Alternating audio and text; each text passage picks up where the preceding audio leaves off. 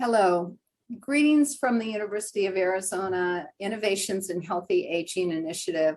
My name is Kathy Yensel, and I want to tell you a little bit about the initiative, and then I will allow other people to speak. So I won't be doing this very long because I know you're here to hear Dr. Andrew Weil. In Arizona, some fast facts.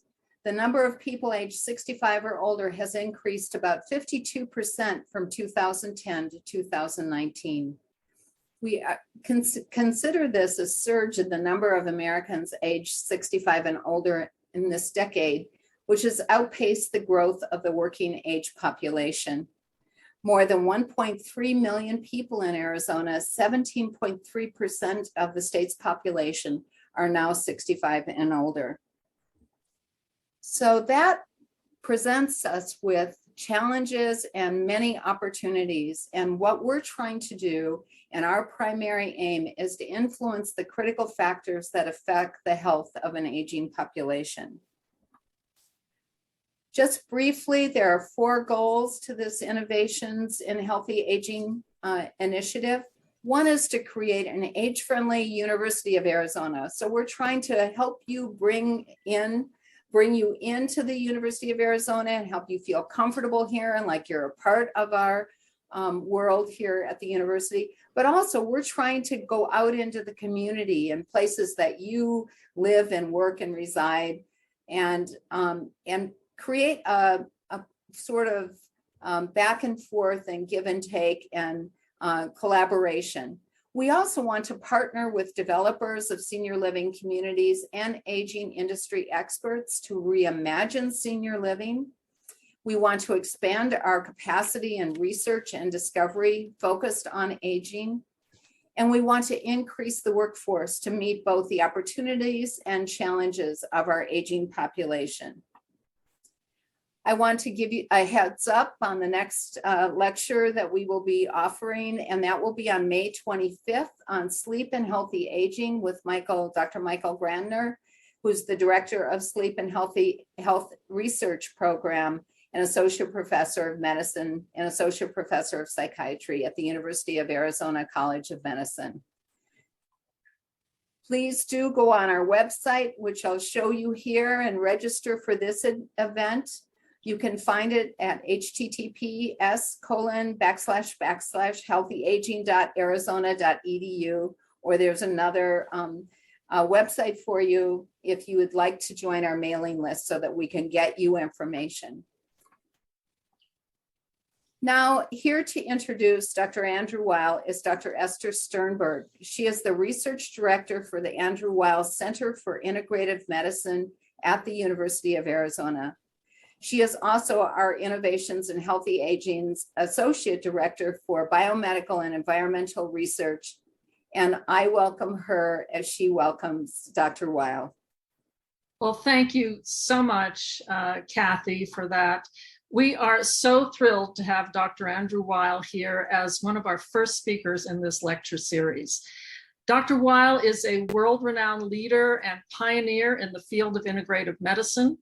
Combining a Harvard education and a lifetime of practicing natural and preventive medicine, he is founder and director of the Andrew Weil Center for Integrative Medicine here at the University of Arizona in Tucson. He holds the Lovell-Jones Endowed Chair in Integrative Medicine and is clinical professor of medicine and professor of public health at the University of Arizona, Tucson.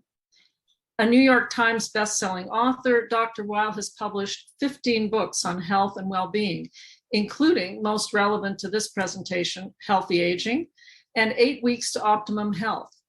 He is also editorial director of drweil.com and a founder and partner in the growing family of True Food Kitchen restaurants. But beyond this impressive bio, Dr. Weil is a courageous visionary who bucked the naysayers when the field was dismissed as pseudoscience and shepherded it to where it is today, an essential approach to well-being embedded in mainstream medicine and health. As Dr. Weil often says, integrative medicine is just good medicine. So without further ado, it is my great pleasure to bring you Dr. Andrew Weil, to speak on integrative health for optimal aging. Andy, please take it away. Thank you so much, Dr. Sternberg. It is a pleasure to be here. On June 8th, a very short time from today, I turned 80. I have no idea how that happened. That seems to have happened in the blink of an eye. And I feel very cheated that I received no instructions on how to age. I was never given a manual on what aging was. Growing up, 80 seemed ancient. And I heard an awful lot of people in that age range talk about it wasn't fun getting old.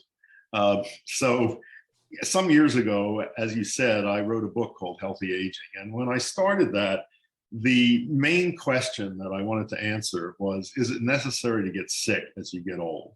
Because we see that many old people are sick. And in fact, the oldest old are now the fastest growing segment of our population. And this is an unprecedented demographic change. Never before will a human population have had so many members in the ranks of the old and the oldest old. And a lot of those people are not well. We have a lot of centenarians around now. They used to be quite rare, but now they're all over the place, and enough of them that we can do studies of them. Most of them are not in good health. And so this is, to me, like the big question. Is it necessary that we're going to get sick as we get old? And there are large categories of disease that become much more frequent after the age of 60. The big ones are cardiovascular disease, neurodegenerative diseases like Parkinson's and Alzheimer's, and cancer. These are the big diseases that cause most premature death and disability. And so I wondered, is it inevitable that we're going to get these if we live long enough? And in the course of doing research for that book, it seemed to me pretty clear from the science that the answer to that question is no, that you can separate the aging process from age-related disease.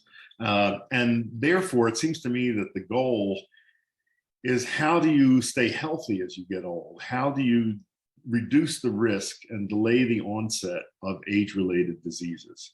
And so the goal, there's a technical term for this. It's called compression of morbidity, where morbidity has the medical meaning of sickness. And the idea is that you want to squeeze the time of disability and decline at the end of life into as short a period as possible. I think this is what we'd all like to do. You want to live long and well and have a rapid drop off at the end. And that would also, by the way, make it much easier for society to deal with this huge and growing population of old people, be much less of a drain on our healthcare resources. So I was very interested in thinking about what can you do to increase your chances of experiencing compression of morbidity as you go through life. And the answer to that question, well, the next question that comes up is, how much of your aging destiny is genetically determined, and how much has to do with environmental factors and factors under your control? I don't think there's a way of giving an exact answer to that question. I think it's always both, and there's no clear line between them. But I have to tell you, my strong prejudice, and this also I think resonates with the science, is that we're all dealt a certain hand of genetic cards, but we have a lot of latitude in how we play them. And we're just seeing more and more the extent to which environmental influences can modify genetic expression. And this is not only factors like diet and physical activity, but even mental emotional factors. There's some papers that I came across from Japan, which I don't know many people here in the science community are familiar with, but these were studies done at very reputable Japanese medical universities, showing that laughter can modify the expression of genes involved in the development of prostate cancer. And this was done both in mice and in humans. Now, how you get mice to laugh, I'm not sure. I think it was done by tickling. But how astonishing that a non-physical factor, something like laughter, could cause genes to turn on and off.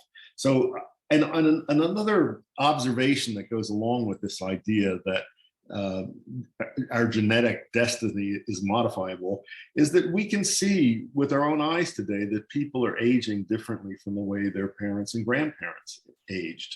We commonly hear people say that 70 is the new 60 and 80 is the new 70. And it's true. We see this right before us. What's changed in this time? It's not genetics, that's the same. But I think people have, first of all, access to better preventive medical care. They have much greater knowledge about what eating sensibly is, about the importance of exercise, all sorts of resources that were not available to our parents and grandparents. And it just shows in the physical expression of aging today. A lot of people, as I said, when I was growing up, 80 seemed to me like ancient. And a lot of people I knew who were 80 looked decrepit. I don't think I look decrepit today. I mean, we'll see. It's hard for me to judge myself. But, I think that things are different. And this is a concrete evidence of how much we can modify our genetic destiny. So then the practical question is, what can you do? What's under your control that you can do to increase your chances of experiencing compression and morbidity as you go through life? And here's where I think the great relevance of integrative medicine is. So let me just say, integrative medicine is not alternative medicine. It's not complementary medicine. It's not functional medicine. As you said, integrative medicine is good medicine. It is enhanced conventional medicine. We are trying to make conventional medicine more effective, more cost effective, less productive of harm. And we're doing that by trying to shift some of the focus from disease management to health promotion and disease prevention. And a lot of that is through emphasis on lifestyle medicine, which to me is the meat of prevention. And also we're trying to bring into the mainstream treatments that are not dependent on expensive technology. Everything from mind-body approaches to breathing techniques to use of natural remedies and so forth. So that whole mix is integrative medicine. And I think the very strong piece of that is lifestyle medicine. And that has great relevance to the question that I asked about what we can do to influence how we age. So I think you have to look at all the factors under our control that we know influence our risks of disease and the state of our health. Let's start with nutrition. And, I have to say I learned next to nothing about that in my medical education, something that we're trying to remedy at the Center for Integrative Medicine and our training of doctors and other health professionals. It's very hard to generalize and say what is an optimum diet, given that we're all biochemically different. We come from different cultures. We have different taste preferences. And when you talk to, I'm amused at looking at the answers that you get when you ask very old people who are healthy, what they did or what they attribute their health to. There was a Russian woman that I saw an interview with. I think she was 104 and was asked, the secret of her longevity. And she said, "I never eat vegetables." But given all these things, I think one thing that's pretty clear is that it is desirable not to eat refined, processed, and manufactured food. And I think that's what really is undermining health today. Michael Pollan wrote that our great-grandparents would not even recognize as food what many people eat today. And I think that's quite true. So the closer you can eat foods to the way that nature produces them, I think the better off you are. And as you know, Esther, I really quite some time ago began looking at the hypothesis that chronic low-level inflammation is the common root cause of many of these age-related diseases. When I was in medical school, I was taught that coronary artery disease had nothing to do with Alzheimer's disease, that had nothing to do with cancer. These were completely independent disease entities. And now it appears that there is a common root there, and it is in chronic low-level inflammation. And inflammation is the root cause of neurodegenerative diseases. That's why ibuprofen has a preventive effect in Alzheimer's disease. We know that atherosclerosis begins as inflammation in the lining of arteries, and cancer is related as well, because anything that increases inflammation simultaneously increases cell division and the risk of malignant change. Aspirin has an anti-cancer effect because it is an anti-inflammatory agent. So this, to me, argues that anything we can do to control inappropriate inflammation in the body is one strategy for increasing our chances of experiencing compression and morbidity. And there are many factors that influence your inflammatory status: genetics, environmental exposures. Secondhand cigarette smoke is a powerful pro-inflammatory agent, for example. But diet has a tremendous influence, and that's under our control. And as you know, I've developed an anti-inflammatory diet and an anti-inflammatory diet pyramid. That's on my website, drweil.com, and in all my books. And people are generally very happy to hear that dark chocolate is at the very top of the anti-inflammatory pyramid. That has a chocolate has a, I think is a health food if eaten in moderation, and is a 70% cocoa content and not milk chocolate and so forth. But I think this means an anti-inflammatory diet begins with eliminating refined, processed, and manufactured foods, and then learning which fats are desirable and what kinds of carbohydrates are better and which are worse, and so forth. There are a number of natural products that can help us contain inflammation. The most powerful and most well-studied one is turmeric, the yellow spice that makes American mustard yellow and curry yellow. There's tremendous amount of research on turmeric as a safe, effective anti-inflammatory agent. And this is a good thing to incorporate in the diet or to take as a supplement. So, that's one set of strategies. Some years ago, the MacArthur Foundation did a study of what they called successful aging. They identified, a number of subjects, people who were oldest old, who they identified as being healthy, and then interviewed them to see what they had in common. And the two factors that most stood out, first was maintenance of physical activity throughout life. That did not mean necessarily working with trainers or going to gyms. It could mean just walking regularly. And the other was maintenance of social and intellectual connectivity. And those two factors outweighed everything else they looked at, how people ate, whether they took dietary supplements, and so forth. So I think that's interesting to ponder. And maintenance of physical activity, of course, that's something that we're all capable of. I think the maintenance of social and intellectual connectivity is trickier, especially in our culture, because let me make an aside here. In the course of researching my book, I made a number of trips to Okinawa because at that time, Okinawa is a group of islands at the southern end of Japan. Okinawans are not Japanese; they're a different ethnic group. They had, at the time that I went over there, the highest number of centenarians in the world.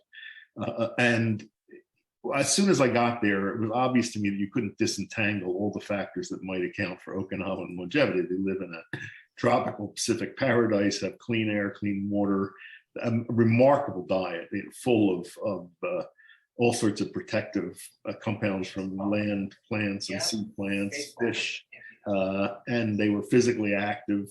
What most struck me was the different cultural value placed on aging in that society.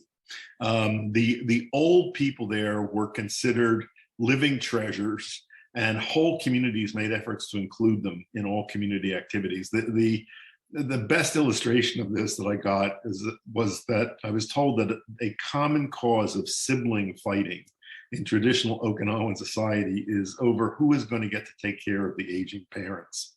And that's a little different from what we see here.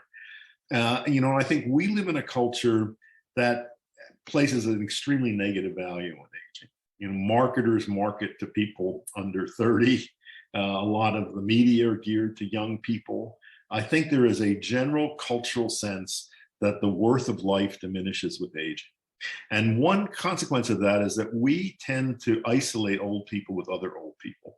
We don't want to look at them. We don't want to have them around. We'd rather have them out of sight. And I don't think it's particularly healthy to live only with people of your age. I think it is very desirable to mix with people of all ages. So I think we're handicapped in this society because of that cultural prejudice, and all of that has gotten worse during pandemic times, which has greatly increased social isolation. There is a potential for computers and the internet to connect people. But it cuts both ways, whether those interactions are productive or not. My mother, when she was she lived to 93, and in her last years, I tried very hard to get her to use a computer because I thought it'd be great for her to be on email.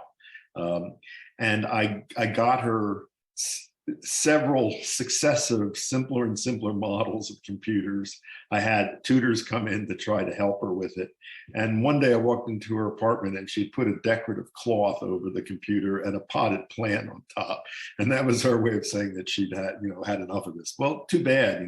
There has been a dividing line in our culture between the computer literate and illiterate. I think that may change things. But on the other hand, as you well know, social media, there are great arguments that social media is actually worsening social isolation or is toxic in many ways. So as I say, it cuts both ways. But I think especially during these past few years when we've been struggling with the pandemic, we see how damaging social isolation is to our physical and mental well-being, and the importance of taking steps to correct that.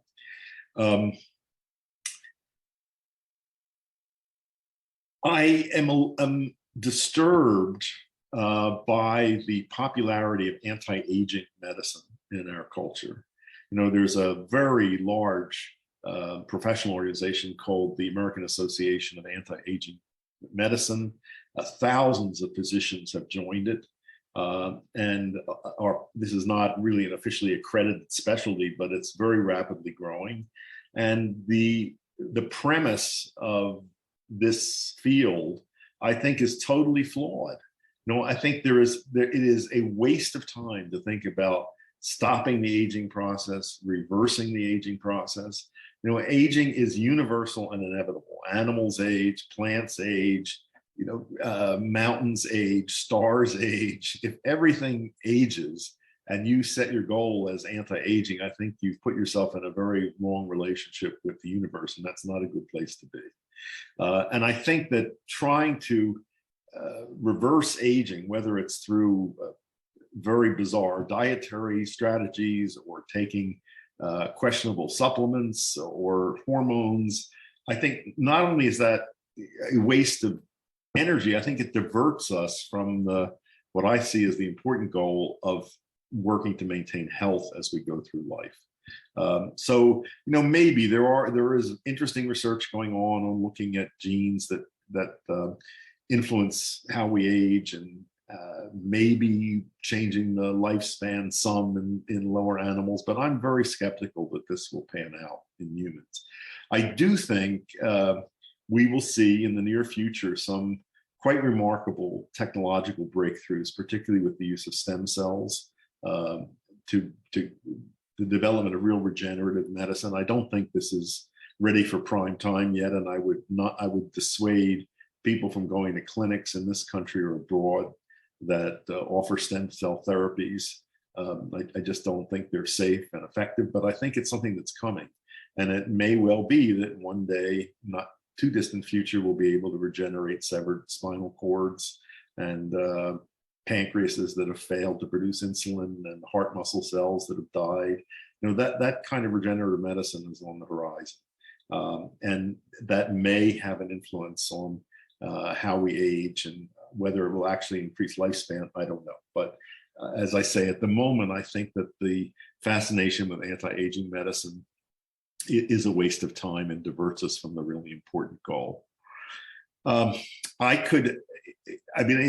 If you want really specific detail about my recommendations, I would refer you to my book, Healthy Aging, which has very detailed programs and information about nutrition and use of supplements and so forth.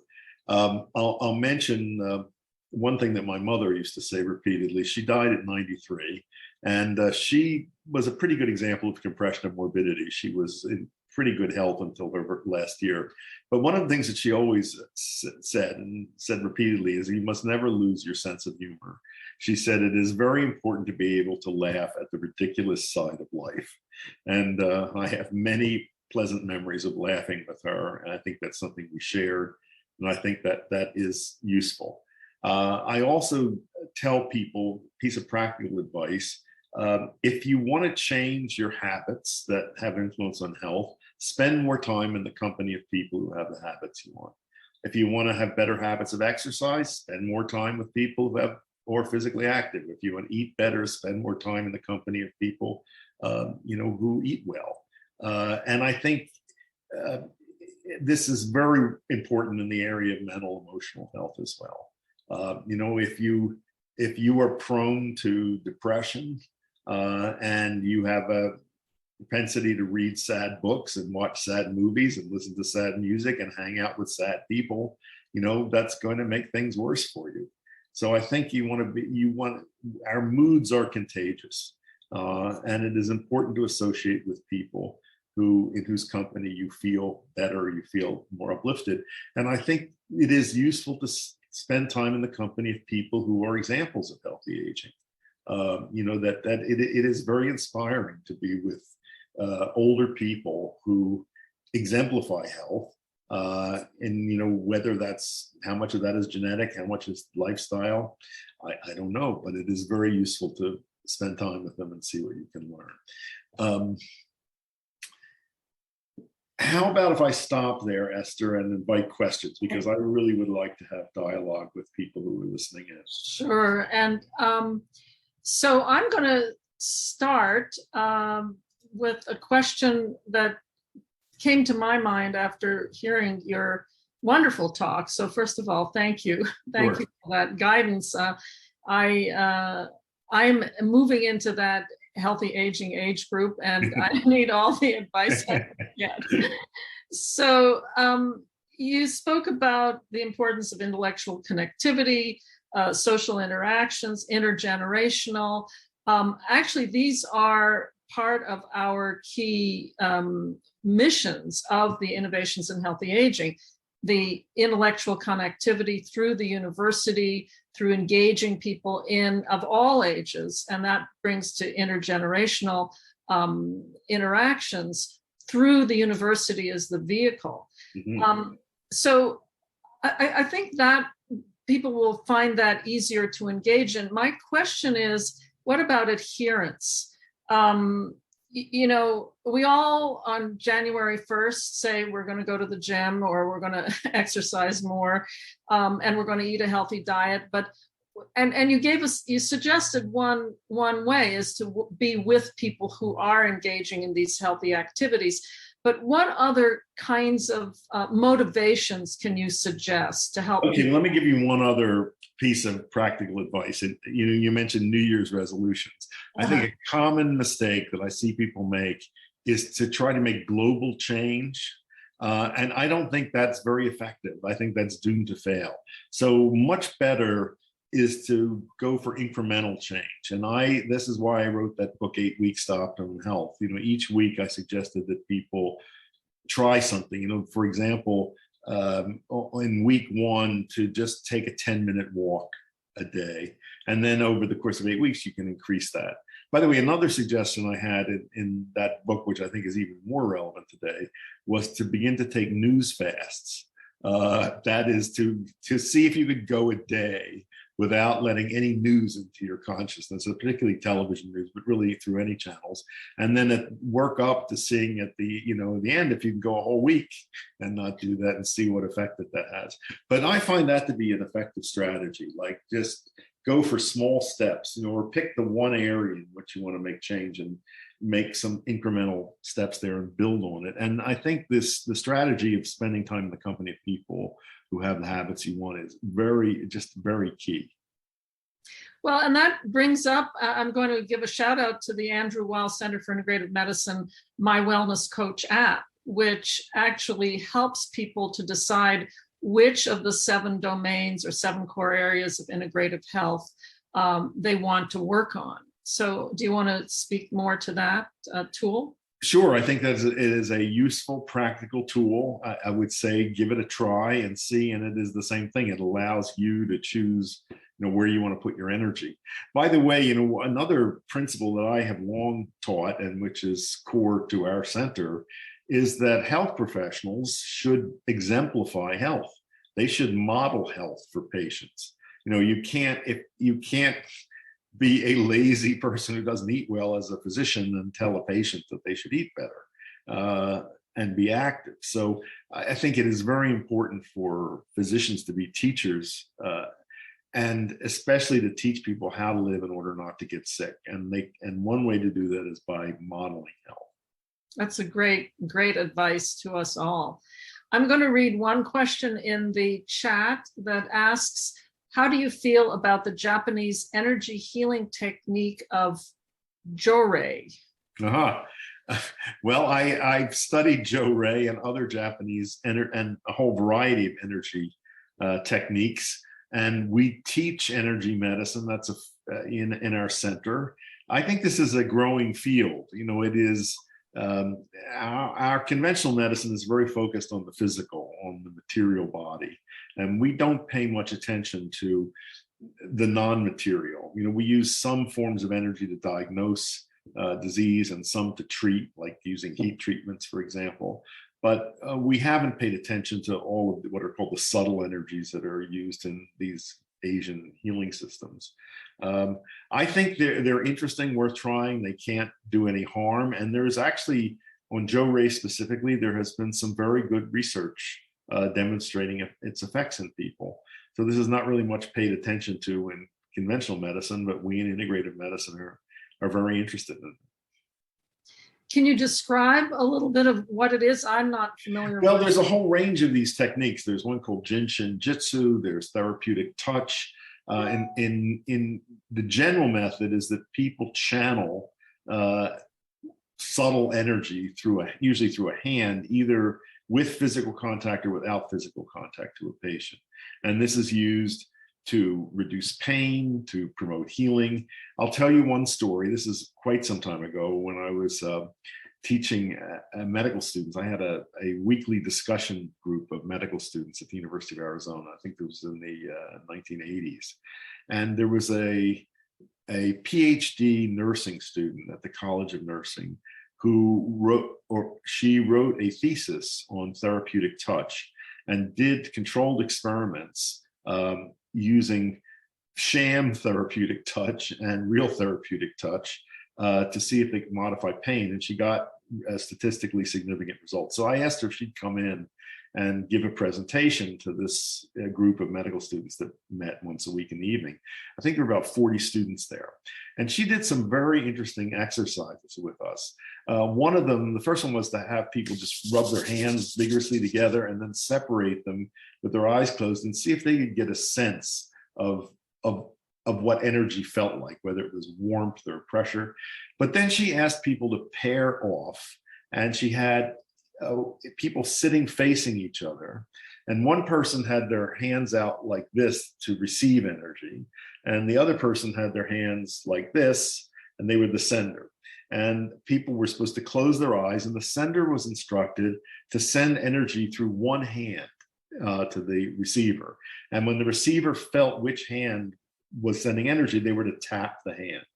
Within 10 minutes, the accuracy was about 90% in that group. Wow. I mean, it was really interesting. This was an observable, clearly. Anyway, I think there is something to all this, and since these methods can't cause harm and they're extremely cost effective, we may as well see if we can use them. I think that's a great advice. And one of the things about Western medicine, as you know, Andy, is unless you understand the mechanism and how it works, it's usually dismissed. Yeah. But just because we don't understand how something works doesn't mean it doesn't work. So especially if you can feel it in the way that we did. Yeah. It was not subtle. Right. Well, and also especially as you say, you combine these other approaches with mainstream medicine. I mean, that's the whole point. When you coined the word, and you coined the term integrative medicine, am I correct? And it's integrating. Before it was called complementary and alternative medicine, which is pretty dismissive. Yeah. So maybe alternative suggests that you're replacing conventional medicine, which has never been my goal. Right. And it's to include or integrate, truly to integrate. Yeah. I see, I believe we've had some technical difficulties, so a number of people couldn't get on earlier, but I'm going to ask if you go ahead and ask your questions in the chat, even if we've covered it in the first 30 minutes, that's, fine. Go ahead and ask. And of course, this whole webinar has been recorded, and all 1,535 of you, I think we may have crashed the system. All 1,535 will be able to watch the webinar. But if you have questions, please go ahead. Let me see. I see in the chat. Let's see. I think there's one here. Yeah. My family is genetically predisposed to celiac disease. All of my siblings and myself have celiac. What is your understanding of celiac disease? Well, it is a genetically influenced familial disease, which creates a great sensitivity to gluten, the protein that's in wheat and a number of other grains. And if people with celiac disease consume gluten, and it may be the amount that they eat, this can cause very severe inflammation in the gastrointestinal tract. But that has a relatively easy solution, which is to avoid gluten. And if people with celiac disease avoid gluten, they can be in normal health. So gluten is pretty ubiquitous, although, and as you said, in prepared foods. I mean, one of the issues is these highly manufactured prepared foods contain a lot of stuff that can be inflammatory. Can you speak to that? Yes, there's a book that came out some years ago. We had the author come in and speak to our classes. It's called the Dorito Effect. And it's about food additives. And the argument he makes is that in the, I think starting in the 1930s, that flavor began to disappear from food as a result of the kinds of animals that we were breeding for food. He talked about, people remember, from their childhood how chicken used to taste, and it doesn't do that anymore, and the varieties of vegetables that we began producing. In order to compensate for this, a multi-billion-dollar industry grew up in flavor additives. And there are literally thousands and thousands of chemicals. Some of them are natural, some of them are synthetic, some of them are semi-synthetic, that are in our food, and they're not listed. This can be concealed just under flavorings, and that can be many, many different chemicals. And we have no idea what the effects of these things are, alone or in combination. And there is a strong suspicion that some of these promote obesity, for example, that some of them create addictive cravings. And this is probably, another reason why we should be very cautious about manufactured food, that it's giving us a lot of unknown stuff. You talked about your mother. My father, who was a physician in Romania, escaped during World War II. In Montreal, he used to say, and this was even, in the 60s, 50s, and 60s, when things weren't as manufactured, he used to say that strawberries tasted like potatoes and potatoes tasted like cardboard. Interesting. Well, there, and also, Esther, this I talked about, having spent time in Okinawa and seeing the inspiration of all these healthy old people. Well, in the time that I made, I think 3 trips there over, I think it was 8 or 9 years. In that short space of time, Okinawan longevity plummeted. And it was attributed, there was a front page article in the New York Times about this, attributed entirely to the growing consumption of American type fast food there, which really burst suddenly on that society. And they quoted one Okinawan man who said the first time he tasted the McDonald's hamburger, he thought he had died and gone to heaven. I mean, how could that be? I mean, these people had the most wonderful food available to them. And I hear these kinds of stories again and again, and it makes me think that the manufacturers of this kind of food have done a lot of research on figuring out combinations of salt, crunch, fat that really appeal to sort of hardwired things in the human brain, and it creates this kind of addictive cravings. Yeah, it's the dopamine effect. Yep. There's a question here about the keto diet. What do you think about the keto I diet? don't think it's a very wise way to eat. I think it has particular applications for very small numbers of people, for people with intractable epilepsy, for example, and a few other things. But I don't think it's a good way to eat. You know, just as one example. First of all, it's environmentally disastrous. You know, it is a diet high in animal foods, and we're reading more and more about the costs of our animal-dependent diet on greenhouse gases and global warming and so forth. But just as one example, Victoria Mazes, our executive director, and I host a podcast called Body of Wonder, and I would recommend this to your listeners. We've had a lot of very interesting guests.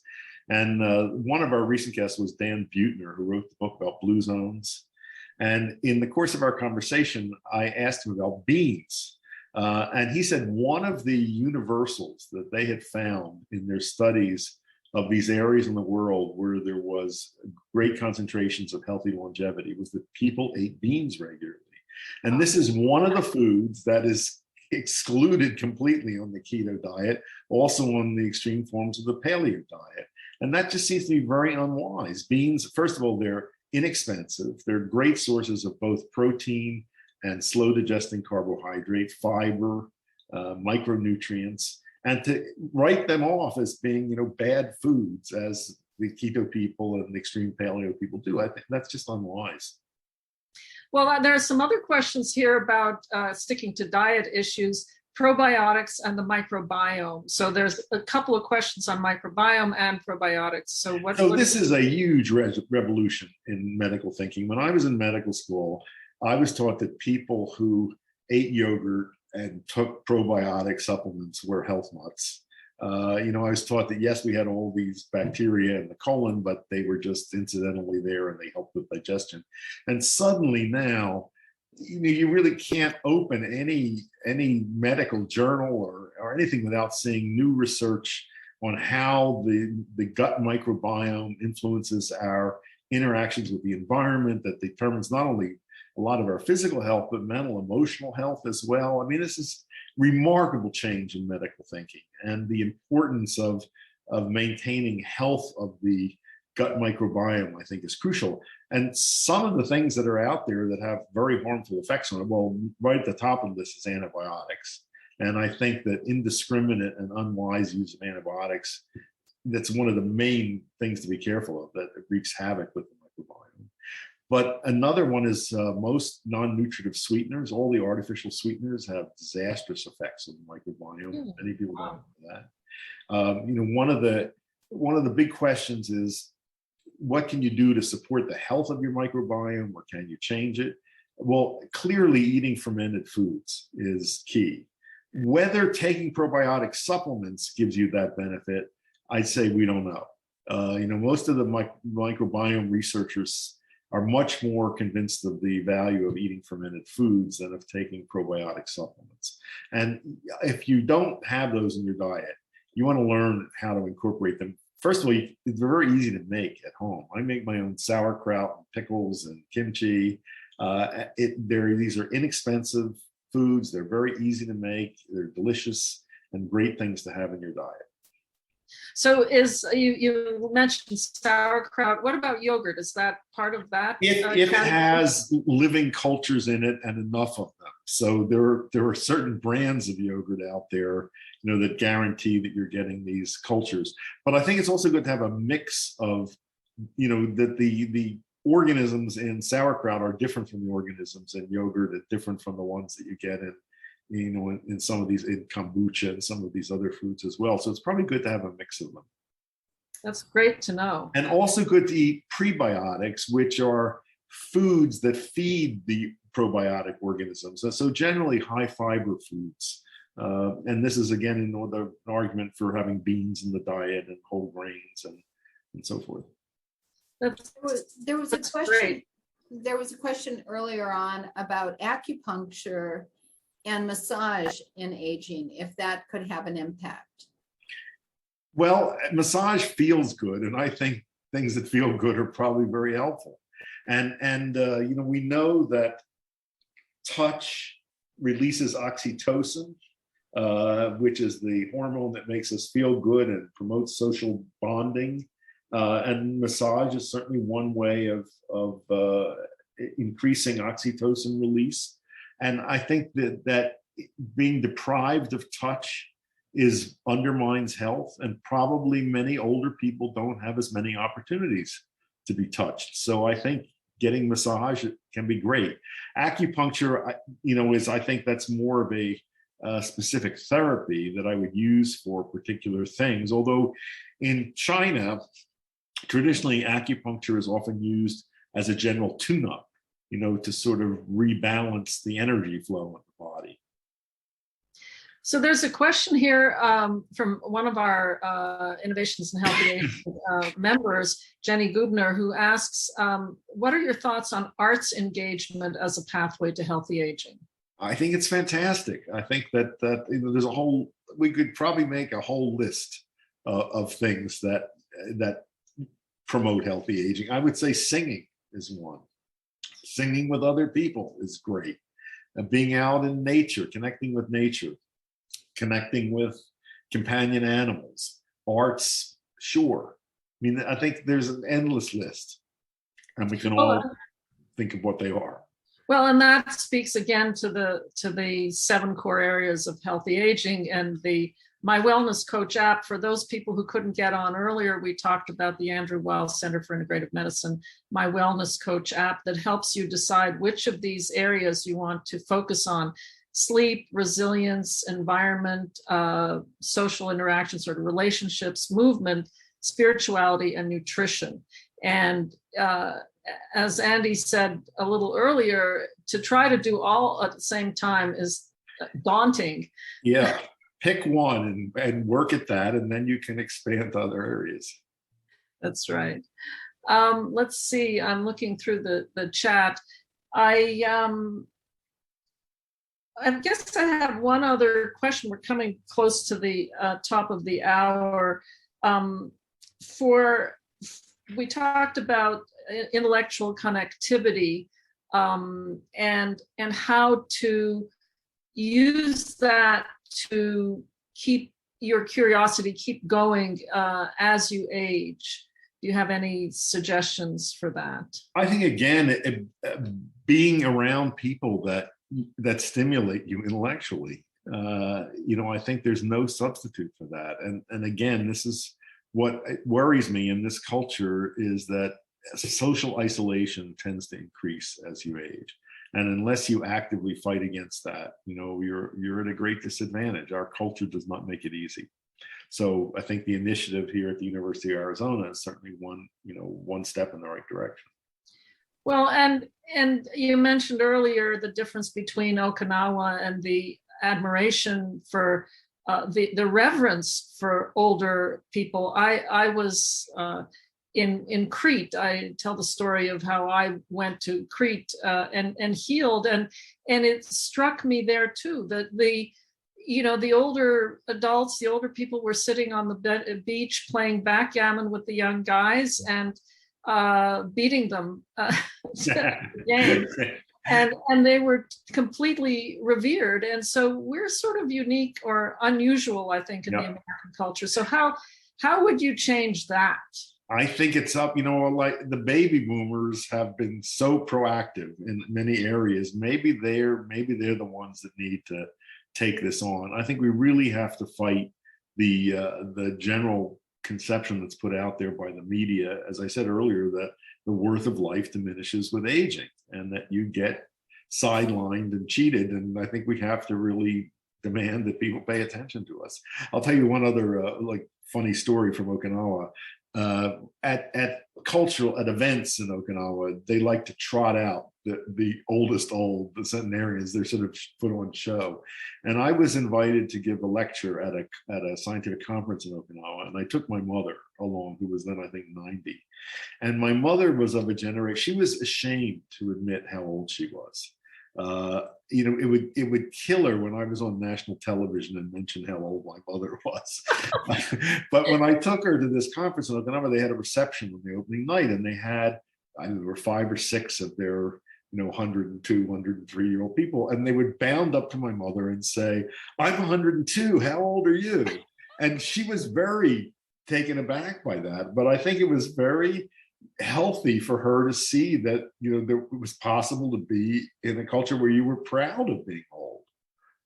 That's great advice. There's a question here going back to more physical ways of improving healthy aging about Tai Chi and not only well-being, but also fall prevention. And I think that's terrific. There's very good scientific evidence showing that people who practice Tai Chi are much less prone to falling, or if they do fall, much less prone to getting injured. So that's I think, a very safe, effective method. It's something that no matter how old you are, that you can do. There's classes in it, there are videos of it. I would recommend it highly. There's a question. Oh, sorry. Would you be willing to talk about hormone replacement therapy? There's a question in the chat on whether or not that. Sure. I think that universally pushing hormone replacement at menopause in women, which was done in the latter half of the 20th century, especially, I think is going to be looked back on as one of the great debacles of modern medicine. That I think many women were made to feel really stupid if they refused or put up an argument against getting hormone replacement. And this was offered as a kind of fountain of youth, that somehow that by taking hormones at menopause, this is going to preserve your youthful appearance and sexuality and so forth. And there was complete failure to look at the downside of that, at the increased risks of cancer and so forth. So I think there are specific indications for using hormonal replacement, if there's artificial menopause, for example, or intractable menopausal symptoms, to use it short term. But I do not think this is a way of maintaining youthfulness. And it's not just that, it's not just female hormone replacement. The stuff that goes on with testosterone today, I think, is very disreputable. I've seen buses in New York with big posters on them, advertising where you can get testosterone therapy, and it's the same thing. It's going to be keep you young, keep you sexually active, and so forth. And it is not, as a general principle, it is not wise to take hormones unless there is a proved reason for doing so. So, since we're on somewhat controversial topics, there's a question about psychedelics and small doses. So let me say that, this goes back to pre-pandemic days when I was traveling around a lot and giving talks. No matter what the subject I was talking on, whether it was healthy aging, the anti-inflammatory diet, integrative medicine, I would get questions on psychedelics. So I'm not surprised to hear this. I think there's tremendous interest in our culture now in psychedelics. Many people want to try them, whether it's taking small microdoses or large mega doses. A few months ago, Vogue magazine had a cover story on psilocybin.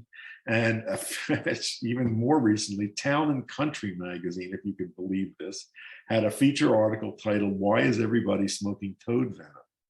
In Town and Country. I mean, this is clearly rapidly becoming a mainstream phenomenon. I think psychedelics have tremendous potential, not just in dealing with mental and emotional problems, but also with physical problems. And I think they're going to be made legally available. I think we need a new class of trained practitioners who can act as guides in order to have best experiences with them. But I think there's tremendous positive potential there. But let me caution that, as in everything, to try things on your own can really be dangerous. Well, I think you can also just miss out on that positive potential, because the experiences that people have with psychedelics are very dependent on what we call set and setting, on expectations and the environment in which the substance is used. And that has to be structured properly. So it is, I think, very important to have the advice and guidance of somebody who is trained in how to use those for best effect. And I think that's where integrative medicine professionals come in. Yes, and in fact, we are developing a course on proper use of psychedelics and psychedelic therapy, because there's been such a demand from it from our trainees. There's another question on hearing loss and the use of hearing aids, and trying to encourage people, must be someone this person knows, who is experiencing hearing loss, because it does impact cognitive function if people can't hear, and social interaction, certainly through social interaction. Tremendously important. And as you know, that many people deny that they're hearing problems, and it's their partners that complain bitterly about it. And also, I must say that hearing aid technology has gotten much, much better recently. So I think it is now possible to get devices that not only work very well, but are cosmetically appealing. And I think it is very important to get your hearing tested as part of general assessment of health as you age. So very easy. There's even places you can get audiograms for free. And it's very useful to have that information. I think we have time for maybe one more question, and it's a question here about antidepressants as you get older. Well, I think it's been very interesting to watch the tide of history turning against antidepressants.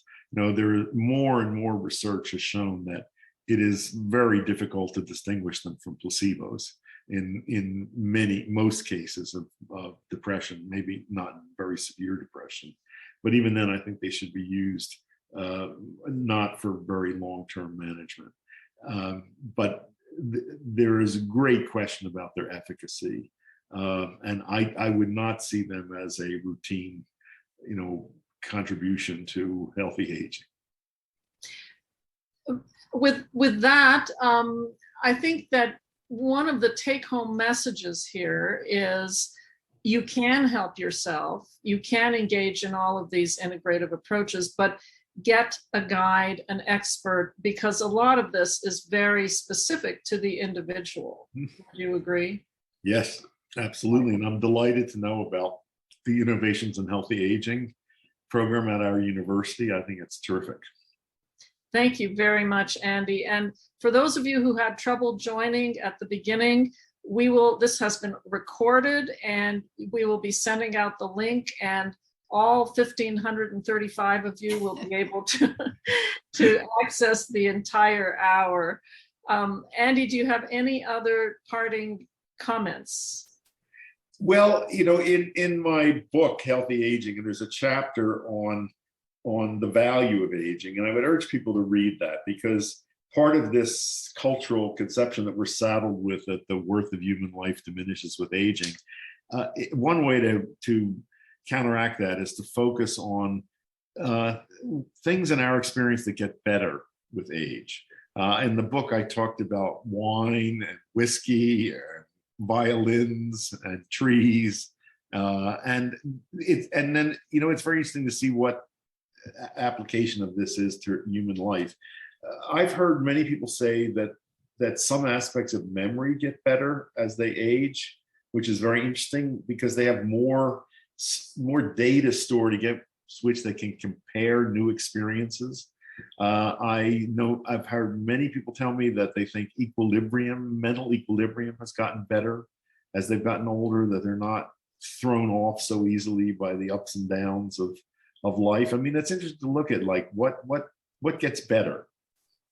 That's a great parting advice, and I think I will use that every night before I fall asleone remind myself what is better. So thank you, Andy. This has really been wonderful. And one more question people ask about 4-7-8 breathing. Yes, I highly recommend it. It is the most useful stress neutralizing measure, an anti-anxiety measure I know, and you can get the instructions for it if you just go on YouTube and put my name and 4-7-8 breath. You'll get videos in which I'm showing you how to do it. That's great. Thank you so much, Andy, for taking this time. Thanks for inviting me. Thank you very, very much. Very grateful. Okay, bye-bye. Bye-bye. And to the rest of you who are on, please remember to join us for our next lecture in the series, and you'll receive a message about that. Thank you all.